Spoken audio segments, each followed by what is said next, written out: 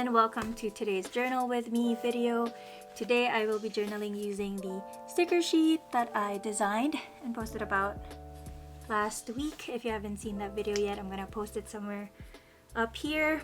Yeah, because it is book themed, I thought I might as well journal about the books that I've read so far this year. So I'm gonna be chatting all throughout this video about those books, what I think about them. So if you don't want to listen to me rambling, kind of like what I'm doing right now, you can definitely mute me and listen to your own music while we're journaling together. Otherwise, let's journal and talk about books. Let's go. As I'm gathering my supplies and getting ready to journal, let's get right to it and talk about the books that I read this year. The very first one is Tomorrow and Tomorrow and Tomorrow by Gabrielle Zevin. It tells the story of Sam and Sadie, who first meet as kids. They bonded over their love of gaming. They were best friends, but they had a falling out. And then they meet again in the 80s while they were on their junior year in university. Sam is in Harvard, and I think Sadie is in MIT, but I'm not sure. And then they decided to make a video game together called Ichigo. The story starts developing from here, and the narrative spans 30 years of friendship, of love, of failures, success, and lots of gaming. I feel like I did the book an injustice with that summary. The blurb on the back of the book has something similar, but I swear that even after reading that, I was unprepared for what the book was truly about. I absolutely love this book. It was original and complicated, and some parts made my heart hurt. I was invested in the flawed characters and their stories. Yes, there's quite a bit of gaming references as the main characters are creators and players of video games. I saw a lot of comments saying that it's the part that they didn't like, but for me personally, this added depth to the story. In fact, there is this brief part of the book that happens almost entirely on an open virtual world, and it was so beautiful that I appreciated it even as a casual gamer. So my favorite character from this book, and probably part of my list of my favorite characters of all time, is Marx. And if you've read the book, tell me in the comments below, because I'm sure you'll know why and you'll know what I mean. I gave this book 5 stars.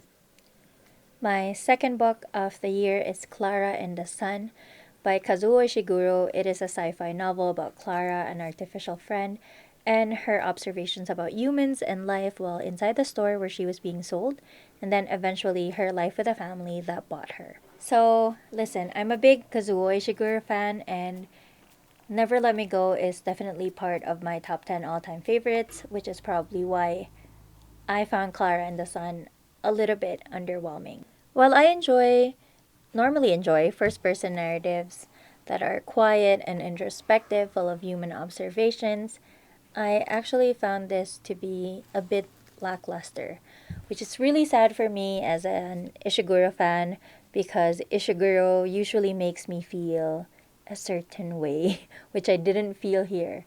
I gave Clara and the Sun 3 stars.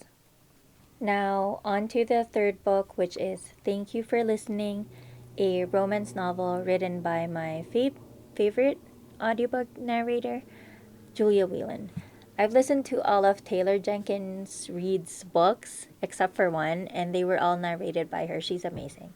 So anyway, the book tells the story of Swanee, who is, surprise, an audiobook narrator, who makes a real connection with another audiobook narrator that she is narrating a romance novel with. I listened to this on audio, obviously, which I think is the only way to do it since it is written and narrated by Julia Whelan. This book is of the happily ever after genre, so there are no surprises. It has a very predictable ending, which isn't bad. I get that sometimes you need to have a read like that. I don't love nor hate it, but it is also not particularly memorable. This is another 3-star read for me. My fourth book is Pachinko by Min Jin Lee. It is a sweeping family saga, almost a century long, that follows a Korean family through the Japanese occupation of Korea up to them living as expats in Japan. So, Pachinko has the makings of an epic read. The writing style is straightforward and beautiful. The story, the characters, they're all well fleshed out. It is a wonderful experience to gain insight on the Japanese occupation of Korea and life of Koreans in Japan at that time. This is also probably my favorite genre, which is multi-generational family saga. But for some reason, I just couldn't wait for this book to end. I felt like it just went on, and that it was so much longer than what it needed to be. And I didn't care so much for the second half as I did for the first. And for that reason, I know it is well recommended, but I gave it 3.5 stars. Now, my fifth book is Lessons in Chemistry about a woman scientist during the 60s named Elizabeth Zott, who is facing a lot of sexism both in academia, at work, life in general.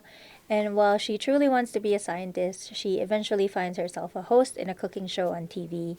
And through it, she starts teaching chemistry through cooking to housewives all over the country, and basically teaching women what they are truly worth.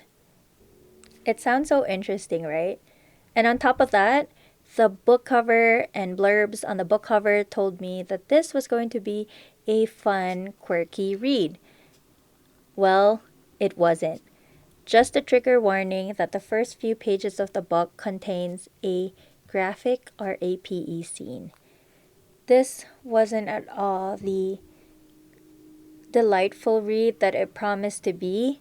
In fact, if only I didn't care about giving up on books, I would not have finished it. There was something so annoying, maybe, about Elizabeth Zott and the story itself. I gave this book 2.5 stars. And now for my sixth book of the year and my most recent read. It is The Dead Romantics by Ashley Poston. It is another romance novel. This one is about a ghostwriter for a prolific romance novelist named Florence Day who can literally see ghosts. So Florence had to go back home to her hometown because her dad passed away. And on the night that she arrives, the doorbell rings, and on her doorstep is her hunk new editor who she literally saw the night before. Only this time, he's a ghost. I did predict the ending for this one about halfway through but kept reading on because more than the love story, I was invested in the fact that the main character can see ghosts and that the family owns and operates a funeral home. There's just so much potential there for a good read, although it didn't quite live up to that potential. But it was a cute book with a cute story, predictable, sweet, and sometimes exactly what you need. I gave this book 3 stars. And that is it for my 2023 reads so far. I am relieved that I finished talking about it just as I am finishing this journal spread. I hope that you like how this spread turned out and that you enjoyed this little book chat. And your girl really likes talking about books, so I want to hear about your book recommendations or what book you're currently reading, and or if you've read any of the books that I mentioned in this video. Let me know down in the comments below. Now let's have a final look at how this page turned out. Thank you again for watching this chatty journal with me video. I hope that you enjoyed it, and I will see you again hopefully next week.